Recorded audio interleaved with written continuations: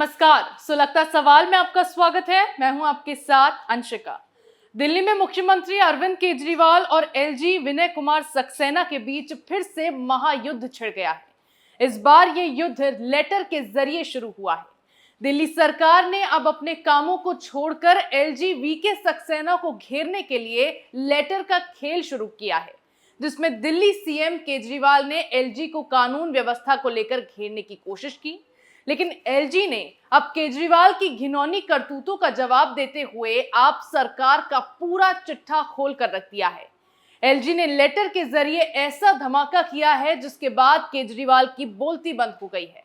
LG और केजरीवाल के बीच छिड़ी जंग पर तमाम सवाल सुलग रहे हैं। दिल्ली में क्यों शुरू हुई लेटर वॉर? केजरीवाल ने एलजी को कानून व्यवस्था पर क्यों घेरा? एलजी ने दिल्ली सीएम की करतूत का कैसे दिया जवाब? उपराज्यपाल के पलटवार से कैसे चुप हुए केजरीवाल? अरविंद केजरीवाल इन दिनों अध्यादेश पर बौखलाए हुए हैं। केंद्र के अध्यादेश पर चारों तरफ से मुंह की खाने के बाद केजरीवाल कभी कांग्रेस पर निशाना साधते हैं तो कभी अपनी भड़ास निकालने के लिए एलजी को निशाना बना लेते हैं। इसी को लेकर केजरीवाल ने फिर से अध्यादेश के मद्देनजर रोना गाना शुरू कर दिया है।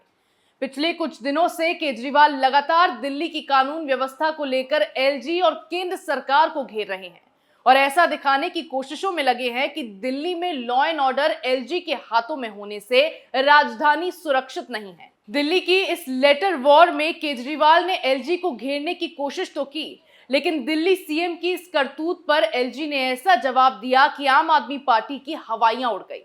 हालांकि एलजी ने केजरीवाल का मुंह कैसे बंद किया उस पर धमाकेदार खुलासा आगे करेंगे, लेकिन उससे पहले मामले को शुरू से जान लेते हैं कि आखिर ये लेटर की लड़ाई शुरू कैसे हुई। दरअसल केजरीवाल का सारा खेल पावर फिर से अपने हाथों में लेने पर टिका हुआ है।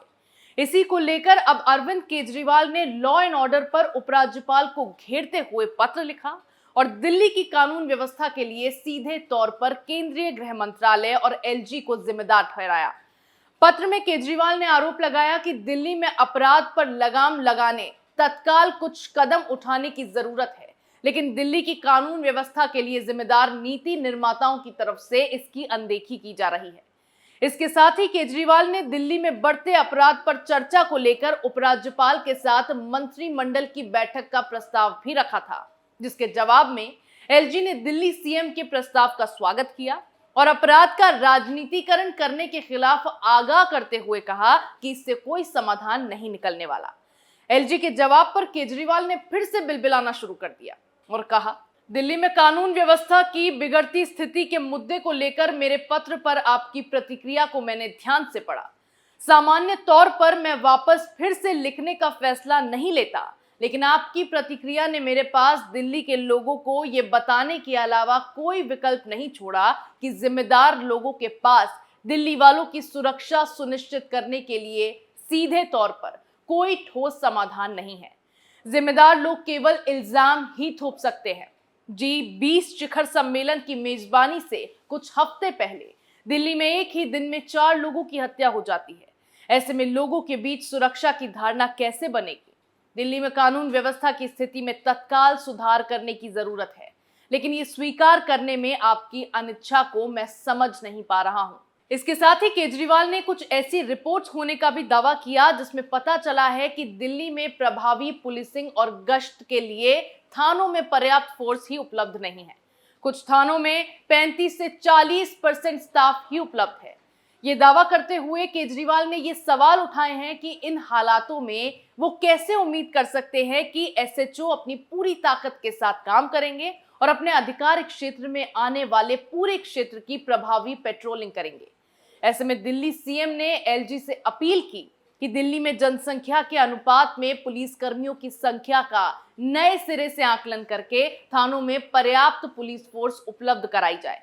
इसके अलावा एलजी को दिल्ली सरकार के कामों में अड़ंगा डालने और सरकार के कामों का श्रेय लेने के बजाय संविधान द्वारा सौंपे गए अपने काम पर ध्यान देने की नसीहत भी दी गई। साथ ही लिखा कि मैं ये कहने के लिए विवश हूं कि दिल्ली पुलिस को राजनीतिक आकाओं के हितों की रक्षा करने के एक टूल के रूप में इस्तेमाल किया जा रहा है।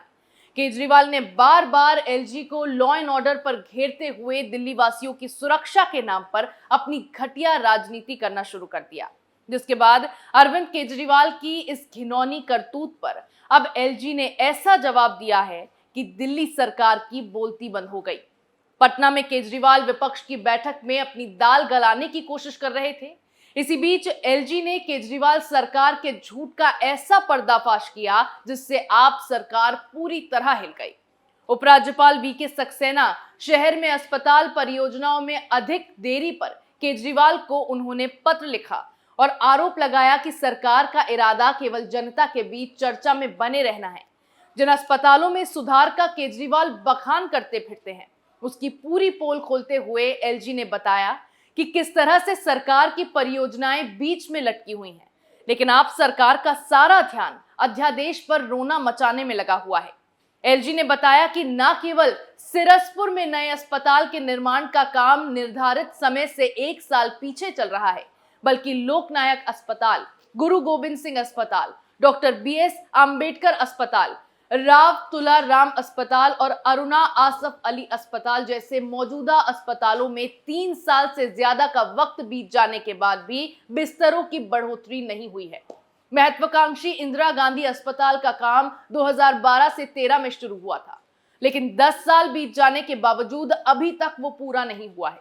इसके अलावा भगवान महावीर अस्पताल, अरुणा आसफ अली अस्पताल और दीपचंद बंधु अस्पताल में काम जो 2019 में शुरू किया गया था और 2020 तक पूरा होने वाला था, वो आज 3 साल बाद भी अटका हुआ है और इसके पूरा होने की कोई निश्चित तारीख तय नहीं है। एलजी ने आगे ये भी बताया कि 17 अस्पतालों में बिस्तरों की संख्या अगर बढ़ाई जाती और समय पर एक नए अस्पताल बनवाया गया होता तो दिल्ली के लोगों के लिए लगभग 12,500 और बिस्तर उपलब्ध हो जाते, जिससे दिल्ली वासियों को इलाज में काफी सहूलियत मिलती। केजरीवाल सरकार की ओर से कई अस्पतालों के लिए परियोजनाओं की घोषणा 2014 और 2019 में बहुत धूमधाम से की गई थी, जिनके पूरा होने की अनुमानित तारीखें 2017 से 2020 तक की थी, लेकिन उनका भी आज तक कोई अता पता नहीं है। अगर समय पर ये योजनाएं पूरी हो जाती तो हजारों दिल्ली वासियों को राहत मिलती, जिन्हें कोविड महामारी के दौरान बिस्तरों की अनुपलब्धता का खामियाजा भुगतना पड़ा था। लेकिन केजरीवाल ये सब नहीं कर पाए, ना ही सोच पाए, क्योंकि जो तारीखें इन परियोजनाओं के पूरा होने के लिए दी गई थी, उस वक्त तो केजरीवाल जनता के ही पैसों से अपने सपनों का राजमहल खड़ा कर रहे थे और सरकारी खजाने से अपनी जेबें भरने में लगे थे।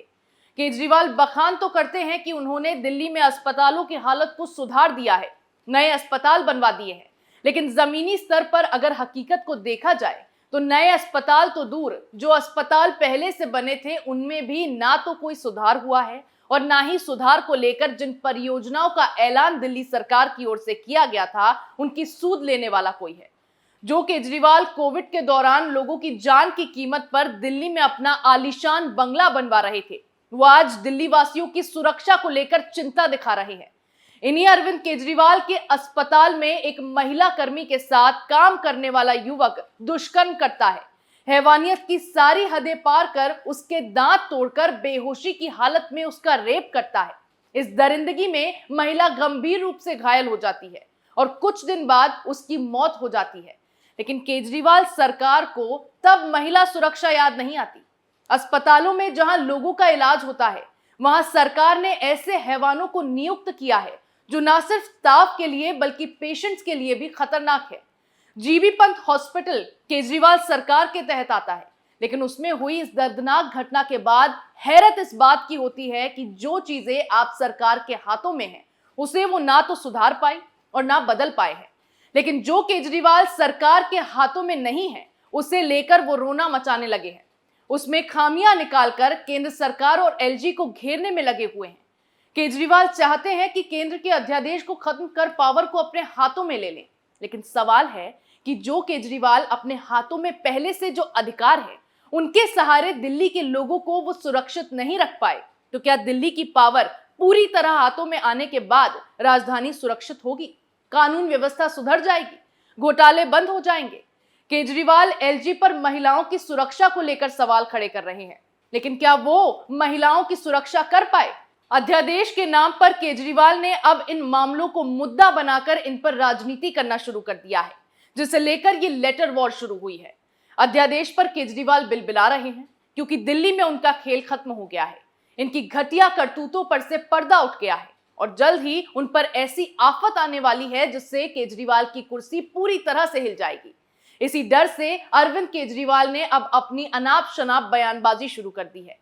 ऐसे में केजरीवाल की घिनौनी हरकत का जवाब देते हुए जो खुलासे एलजी ने किए हैं, उसके बाद आम आदमी पार्टी की बोलती पूरी तरह से बंद हो गई है। सुलगता सवाल में मेरे साथ फिलहाल इतना ही। नए मुद्दे के साथ फिर पेश होंगे, तब तक के लिए देखते रहिए कैपिटल टीवी। नमस्कार।